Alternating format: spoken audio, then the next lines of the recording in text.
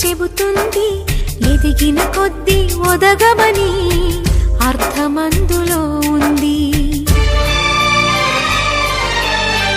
అపజయాలు కలిగిన చోటే గెలుపు పిలుపు వినిపిస్తుంది, ఆకులన్నీ రాలిన చోటే కొత్త చిగురు కనిపిస్తుంది.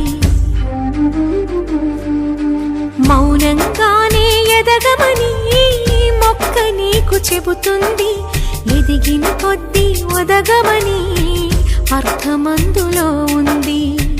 అపజయాలు కలిగిన చోటే గెలుపు పిలుపు వినిపిస్తుంది, ఆకులన్నీ రాలిన చోటే కొత్త చిగురు